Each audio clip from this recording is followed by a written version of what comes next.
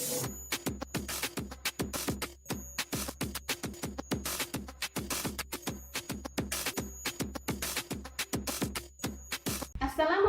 warahmatullahi wabarakatuh. Bertemu lagi dengan saya Striningsih dalam bidang studi biologi. Nah, pada pertemuan minggu kali ini materi kita itu mengenai tentang prinsip dan perkembangan bioteknologi.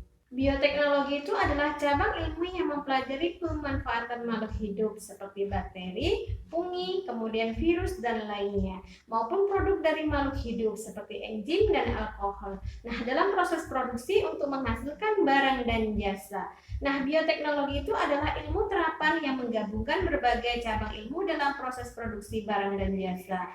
Nah, perkembangan bioteknologi itu tidak hanya didasarkan pada biologi semata, tetapi juga pada ilmu-ilmu terapan dan murni yang lain seperti biokimia, kemudian biologi molekuler, kemudian mikrobiologi, genetika, kemudian kimia, matematika, dan lain sebagainya. Nah, prinsip dasar dari bioteknologi itu adalah pendayagunaan secara teknologi dan industrial menggunakan agen biologi seperti enzim, mikroorganisme, sel hewan atau sel tumbuhan, melakukan manipulasi atau merekayasa bahan hayati menghasilkan produk atau jasa.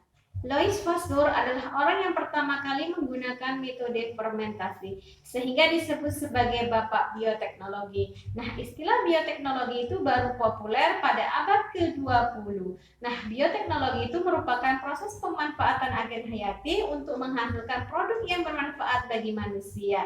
Nah, agen hayati yang biasa digunakan itu adalah mikroorganisme seperti bakteri dan jamur. Karena perkembangannya relatif cepat, mudah dimodifikasi, dan mampu memproses bahan baku lebih cepat. Nah, berdasarkan pengertian bioteknologi tersebut, maka terdapat 4 prinsip dasar bioteknologi, yaitu yang pertama, menggunakan agen biologi. Kemudian yang kedua, menggunakan metode tertentu. Kemudian yang ketiga, dihasilkannya suatu produk turunan. Kemudian yang keempat, melibatkan banyak disiplin ilmu.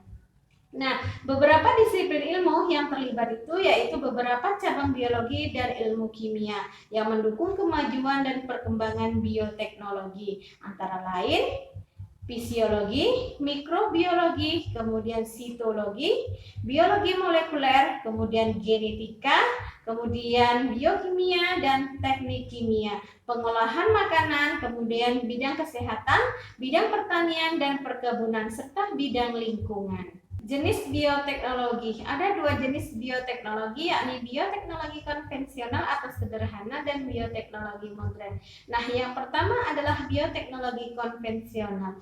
Nah, pada bioteknologi konvensional ini menerapkan biologi, biokimia, atau rekayasa masih dalam tingkat yang terbatas. Nah, bioteknologi konvensional ini menggunakan jasad hidup secara utuh.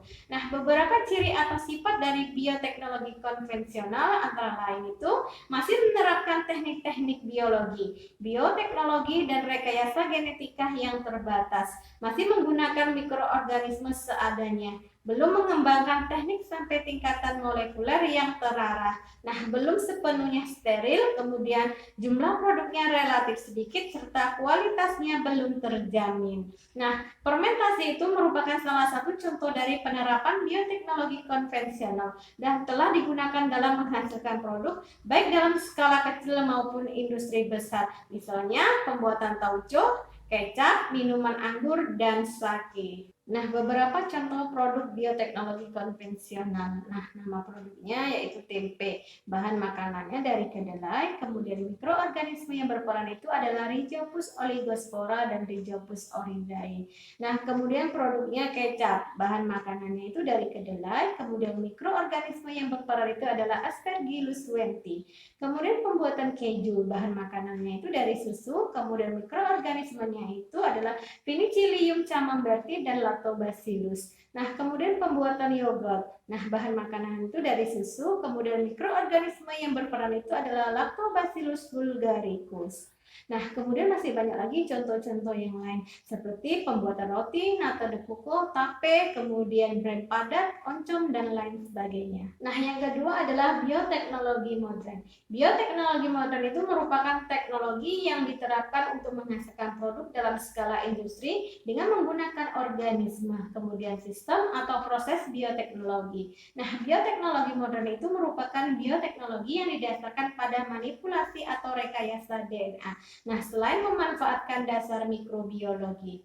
Nah, bioteknologi modern itu telah menggunakan teknik rekayasa tingkat tinggi dan terarah sehingga hasilnya itu dapat dikendalikan dengan baik. Nah, teknik yang sering digunakan adalah dengan melakukan manipulasi genetik pada suatu jasad hidup secara terarah sehingga diperoleh hasil sesuai dengan yang diinginkan. Nah, teknik yang digunakan dalam bioteknologi modern itu adalah teknik manipulasi bahan genetik yang berupa DNA secara in vitro, yaitu proses biologi yang berlangsung di luar sel atau organisme, misalnya dalam tabung percobaan. Nah, oleh karena itu, bioteknologi modern itu juga dikenal dengan rekayasa genetika, yaitu proses yang ditunjukkan untuk menghasilkan organisme transgenik. Nah, organisme transgenik adalah organisme yang urutan informasi genetik dalam kromosomnya itu telah diubah sehingga mempunyai sifat menguntungkan yang dikehendaki. Nah, beberapa prinsip dasar dalam rekayasa genetika yaitu yang pertama DNA rekombinan,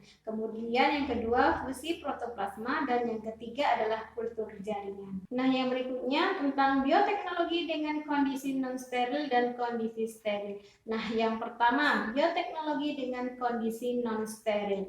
Bioteknologi ini merupakan proses fermentasi dengan menggunakan metode fermentasi terbuka sehingga terjadi kontaminasi yaitu pertumbuhan mikroorganisme yang diinginkan.